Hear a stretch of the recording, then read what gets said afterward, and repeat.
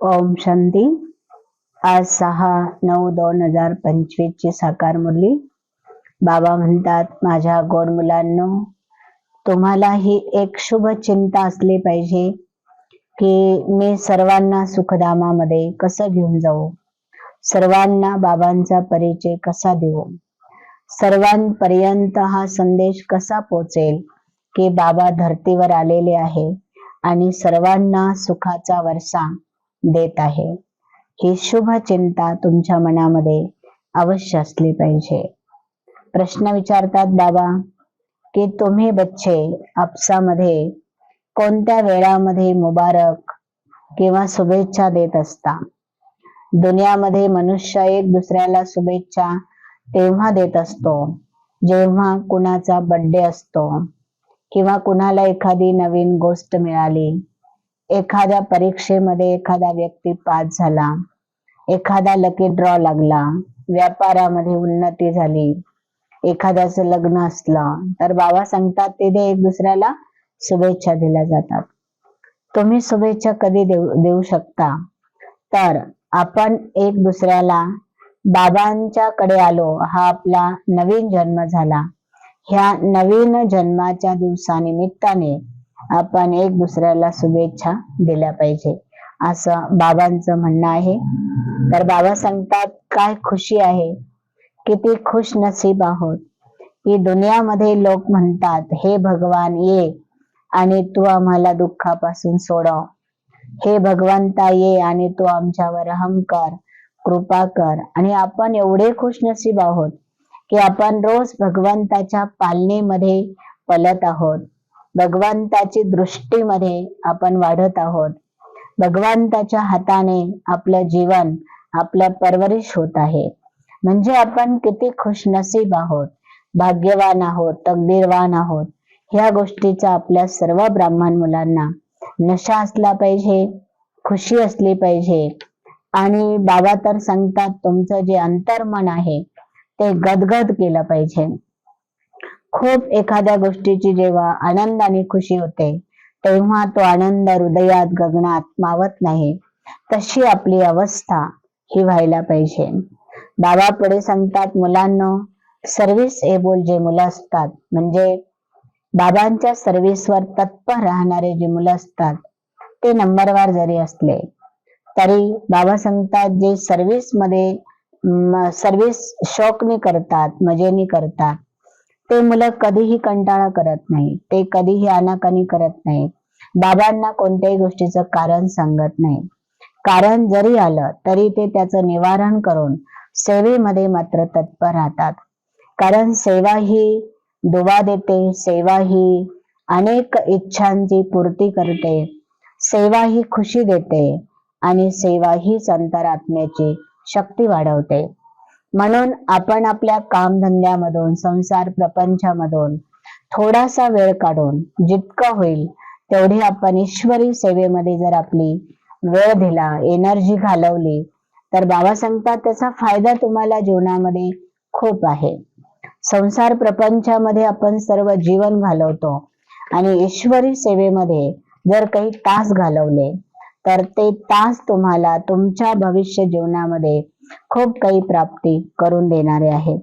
म्हणून आज बाबा सांगतात की मुलांनो, तुम्हा आत्म्यांचं कर्तव्य आहे, जे दुर्गतीला आत्मे गेलेले आहेत त्यांची सद्गती करून देणं, सद्गतीचा मार्ग दाखवून देणं, सत्य बाबांचा परिचय करून देणं, सद्गुरूची भेट घालून देणं, हे तुमचं कर्तव्य आहे.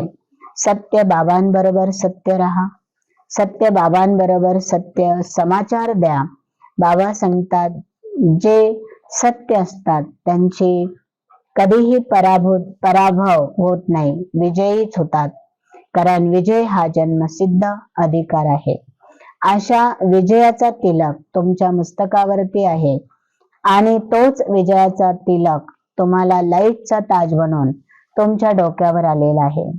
हा लाईटचा ताज अर्थात पवित्रताचा ताज भविष्यामध्ये तो सुख, शांती, धन आणि संपत्ती याचा ताज बनून आपल्या डोक्यावर येत असतो.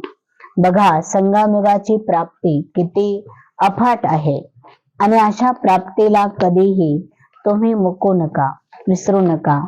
कारण ही प्राप्ती जन्म जन्मांची आहे, अविनाशी आहे, अखोट आहे, अखंड आहे, न चोरण्यासारखी आहे आणि न समाप्त होण्यासारखी आहे. तर अशा प्राप्तीचा तुम्हाला कायम नशा असला पाहिजे आणि तुमच्या अंतःकरणामध्ये त्याच्याविषयी निश्चय असला पाहिजे. ज्या मुलांचा निश्चय असतो ते मुलं नेहमी निश्चिंत असतात.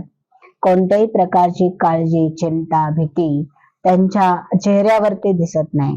मग बाबा सांगतात मला तेच मुलं आवडतात की जे मुलं बाबांच्या प्रत्येक वचनावर विश्वास ठेवतात, बाबांच्या प्रत्येक कर्मावर आपला विश्वास ठेवून आपले संबंध बाबांशी जोडतात. अशी मुलं बाबांना खूप खूप आवडतात आणि अशा मुलांसाठी बाबा फुकट मध्ये विश्वाची बादशाही बलिहार करतात.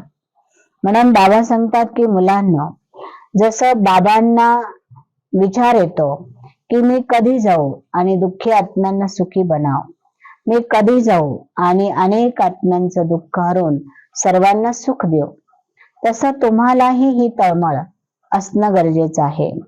बाबा सांगतात बाबांची मदतगार बनून प्रत्येक घराघरामध्ये बाबांचा संदेश देण्यासाठी तुम्ही निमित्त व्हा आणि सर्वांची मुबारक म्हणजे शुभेच्छा घेण्यासाठी, विजय माळेचा दाना बनण्यासाठी तुम्ही छान पुरुषार्थ करून पूज्य आत्मा बना.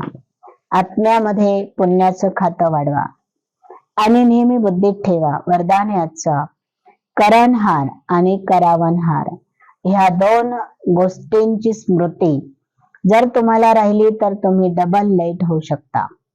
करणहार मी आत्मा आहे आणि करून घेणारा माझ्याकडनं बाबा आहे. ह्या दोन स्मृती आपल्याला हलका ठेवतात. ह्या दोन स्मृती आपल्याला नेहमी उंच शिखरावर घेऊन जातात. बाबा पुढे सांगतात की जर तुम्हाला करण करावनहार ह्या दोन गोष्टी आठवल्या तर तुम्ही नेहमी लाईट राहाल, हलके राहाल.